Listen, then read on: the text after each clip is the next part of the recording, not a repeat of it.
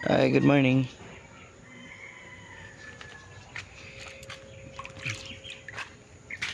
Ito yung setup ko na ngayon. Kung mapapansin nyo sa last video ko ito na PVC, nandun siya. Ngayon, nilipat ko dito. Dinuktong ko lang dito. Yan, dinuktong ko lang dyan. Para kasi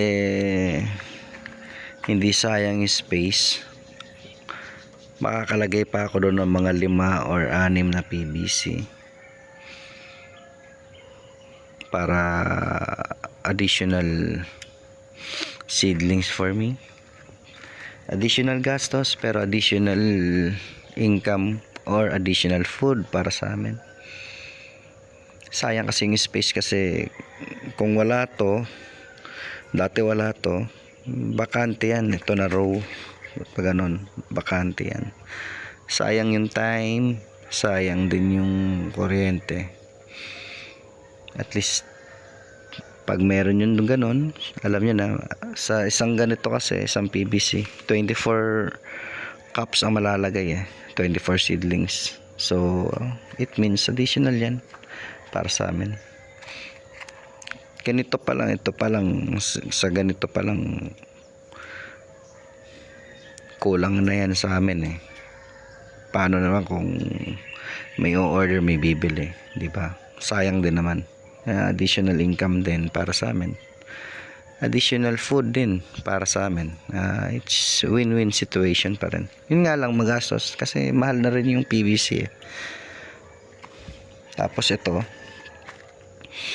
bumili ako nito, mas stable siya, tapos mas pantay, mas matibay, mas long lasting kaysa sa ito yung ginamit ko dati kahoy.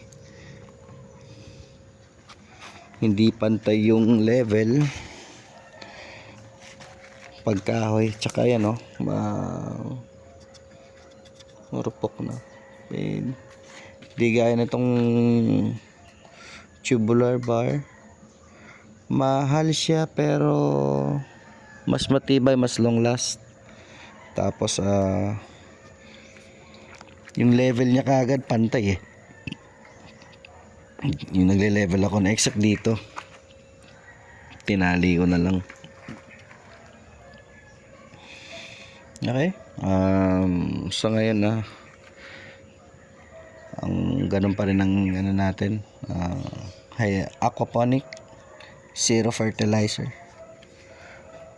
Okay, tapos paggabi no-off ko pero may timer na ako ngayon, mechanical timer, so monitoring na lang tayo. Okay, update ko kayo soon kapag nailagay ko na yung 4 or 5 or 6 na additional PVC. Okay, yun lang. Thank you.